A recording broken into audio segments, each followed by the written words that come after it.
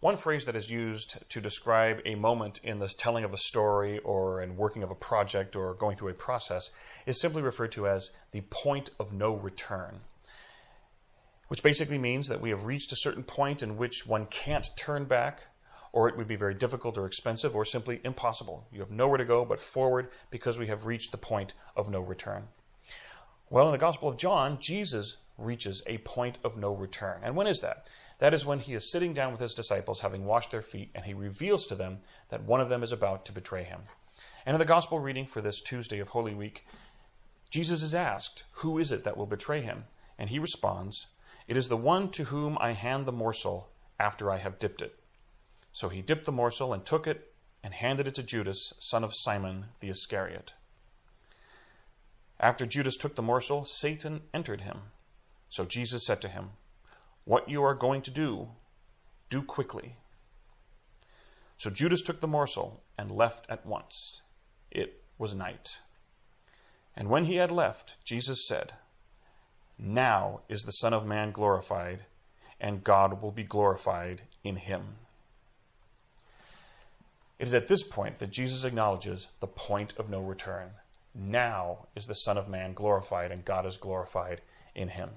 So now wheels have been set in motion in which there is now no turning back, because Jesus has reached the point of no return.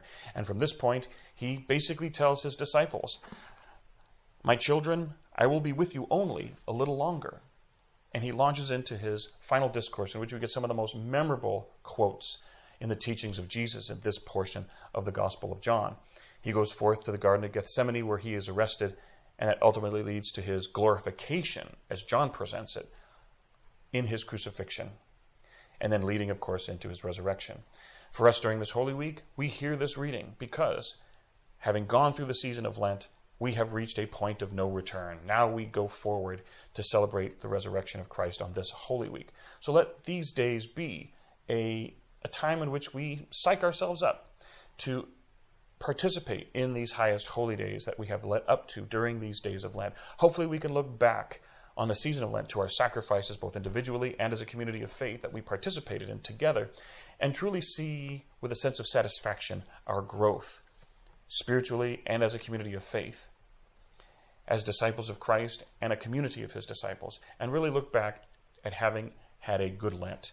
And as we prepare to now enter into our highest holy days that will slingshot our way through the 50 days of Easter up into the season of Pentecost, let us recognize this as that point of no return, that turning point at which the wheels have been set in motion and there is no turning back.